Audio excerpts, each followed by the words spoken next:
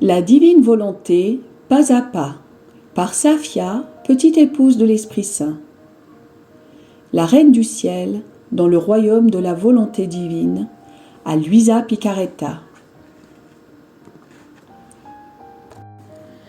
Prière quotidienne à la Reine Céleste. Au nom du Père qui m'a créé, et du Fils qui m'a racheté, et du Saint-Esprit qui me sanctifie. Amen. Fiat voluntas tua. Reine immaculée, ô céleste maman, en ce mois qui t'est consacré, je me place sur tes genoux maternels, m'abandonnant entre tes bras, comme ton enfant chéri, et te demandant avec véhémence la plus grande de toutes les grâces, celle que tu m'admettes à vivre dans le royaume de la divine volonté.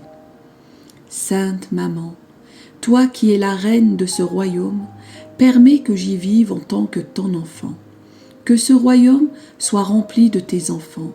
Je me confie à toi afin que tu y guides mes pas et que, soutenu par ta main maternelle, tout mon être vive constamment dans la divine volonté. Tu seras ma maman. À toi, ma maman, je confie ma volonté pour que tu l'échanges contre celle de Dieu et qu'ainsi je sois assurée de ne jamais quitter cette divine volonté. Je te supplie de m'éclairer afin que je comprenne bien ce qu'est la divine volonté. Amen. Je te salue, Marie très pure, conçue sans péché. Le Seigneur est avec toi. Tu es bénie entre toutes les femmes, et Jésus, le fruit de tes entrailles, est béni. Sainte Marie, Mère de Dieu, co-rédemptrice du monde, Mère et Reine de la divine volonté, Immaculée Conception, Mère des vivants et de l'Église, prie pour nous pécheurs de toutes les générations et veuille répandre l'effet de grâce de ta flamme d'amour à toute l'humanité, maintenant et à l'heure de notre mort. Amen. 36e jour. Visite au temple. Marie, modèle de prière. La perte de Jésus. Douleur et joie. L'âme à sa reine immaculée. Sainte Maman, ton amour maternel m'invite toujours plus à venir vers toi. Je te vois affairée et sur le point de quitter Nazareth. Ma maman, ne me quitte pas, prends-moi avec toi et j'écouterai attentivement la suite de tes sublimes leçons. Leçon de la Reine du Ciel. Fille bien-aimée, fils bien-aimé, ta compagnie et le soin avec lequel tu écoutes mes célestes leçons, afin de m'imiter, sont les joies les plus pures que tu puisses procurer à mon cœur maternel. Je me réjouis parce que je peux partager les immenses richesses de mon héritage avec toi. Sois attentive, sois attentif, et fixe ton regard tantôt sur Jésus, tantôt sur moi. Je vais te raconter un épisode de ma vie qui, malgré sa fin consolante, fut néanmoins très amer pour moi. Si la divine volonté ne m'avait renouvelé sans cesse sa force et ses grâces, je serais morte de douleur. Nous poursuivions notre vie dans la paisible petite maison de Nazareth, et mon cher fils grandissait en grâce et en sagesse. Il était attachant par la douceur de sa voix, la beauté fascinante de ses yeux et son amabilité. Oui, mon cher fils était vraiment beau, d'une beauté insurpassable. Il avait 12 ans, quand suivant la coutume et pour solenniser la fête de la Pâque, nous nous sommes rendus à Jérusalem pendant le voyage que nous, Jésus, Saint Joseph et moi-même, faisions ensemble avec dévotion et recueillement. Mon Jésus brisait très souvent le silence pour nous parler de son Père céleste et de l'immense amour qu'il ressentait dans son cœur pour les âmes. À notre arrivée à Jérusalem, nous nous sommes rendus directement au temple où nous nous sommes prosternés, le visage contre terre, en profonde adoration et avons longuement prié. Notre prière était si fervente et recueillie qu'elle ouvrit les cieux, apaisa le Père céleste et hâta la réconciliation entre lui et les hommes. Ici, ma fille, mon fils, je veux te confier une souffrance qui me torture. Beaucoup de personnes se rendent à l'église pour prier, mais malheureusement, leurs prières restent sur leurs lèvres parce que leur cœur et leur esprit sont loin de Dieu. Combien vont à l'église par simple habitude ou pour passer le temps? Ces personnes ferment les cieux au lieu de les ouvrir. Comme sont nombreuses les irrévérences commises dans la maison de Dieu.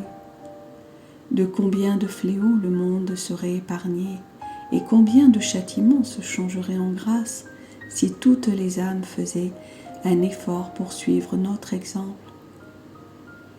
Seule la prière, faite par une âme où règne la divine volonté, agit de façon irrésistible sur le cœur de Dieu. Elle est puissante au point de le conquérir et d'obtenir de lui les plus grandes grâces. Prends donc bien soin de vivre dans la divine volonté, et ta maman qui t'aime tant accordera à tes prières le support de sa puissante intercession. Après avoir rempli nos devoirs au temple et célébré la Pâque, nous nous sommes préparés à retourner à Nazareth. Dans la confusion de la foule, nous nous sommes séparés. Je restai avec les femmes et Joseph rejoignit les hommes. Je regardai autour de moi pour voir si mon Jésus y était, et ne le voyant pas, j'ai pensé qu'il était avec son père Joseph. Mais quelle ne fut pas ma surprise et mon inquiétude quand parvenu à l'endroit où nous devions nous rejoindre, je me suis rendu compte qu'il n'était pas avec Saint Joseph. Ignorant ce qui s'était passé, nous avons ressenti tellement de frayeur et de douleur que nous en sommes restés muets. Écrasés par la douleur, nous sommes retournés hâtivement sur nos pas, demandant anxieusement à tous ceux que nous rencontrions « Oh, dites-nous si vous avez vu Jésus, notre Fils, car nous ne pouvons vivre sans lui. » En pleurant, nous le décrivions. Il est très aimable, ses magnifiques yeux bleus brillent de lumière et parlent au cœur. Son regard est ravissant, son front est majestueux, son visage est d'une beauté enchanteresse, sa voix très douce pénètre les cœurs et adoucit toute l'amertume, et ses cheveux, bouclés et dorés, le rendent très gracieux. En lui, tout est majesté, dignité et sainteté. Il est le plus beau parmi les enfants des hommes. En dépit de nos recherches, personne ne pouvait nous aider. Je pleurais à chaudes larmes et mon cœur était déchiré à en mourir. Ma chère fille, mon cher fils, si Jésus était mon fils, il était aussi mon Dieu, et par conséquent, ma douleur était totalement d'ordre divin, c'est-à-dire grande au point de surpasser toutes les autres douleurs réunies. Si la divine volonté que je possédais ne m'avait pas soutenue et continuellement de sa force divine, je serais morte de douleur. Voyant que personne ne pouvait nous aider, j'interrogeai anxieusement les anges qui m'entouraient. Mais dites-moi, où est mon bien-aimé Jésus? Où devons-nous diriger nos pas pour le retrouver? Oh, dites-lui que je ne peux pas en supporter davantage. Apportez-le-moi sur vos ailes et déposez-le dans mes bras. Mes anges, ayez pitié de mes larmes. Aidez-moi, apportez-moi mon Jésus. Comme toutes nos recherches demeuraient vaines, nous sommes retournés à Jérusalem. Après 3 jours de peine cruelle, de larmes, d'anxiété et de peur, nous sommes entrés dans le temple. Les yeux attentifs, je regardais partout quand finalement, débordante de joie, j'aperçus mon fils au milieu des docteurs de la loi. Il parlait avec une telle sagesse et une telle majesté qu'il émerveillait tous ceux qui l'écoutaient. Dès que je l'eus aperçu, j'ai senti la vie revenir en moi et immédiatement j'ai compris la raison cachée de sa disparition. Maintenant, un mot pour toi, ma fille chérie, mon fils chéri. Dans ce mystère, mon fils voulait me donner et te donner un sublime enseignement. Pourrais-tu penser qu'il ignorait ce que je souffrais? Au contraire, mes larmes, mes recherches et mes intenses douleurs se répercutaient dans son cœur. Ainsi, durant ces heures si pénibles, il sacrifia à la divine volonté sa propre maman, celle qu'il aimait tant, pour me montrer que réciproquement, j'aurais un jour à sacrifier à la suprême volonté la vie de mon cher fils. Dans cette douleur indicible, je ne t'ai pas oublié, ô ma fille, ô mon fils. Considérant que cet épisode pourrait te servir d'exemple, je le conservai pour toi afin que le moment venu, tu aies la force de tout sacrifier à la divine volonté. Quand Jésus eut fini de parler, nous nous sommes approchés avec révérence et lui avons fait un doux reproche.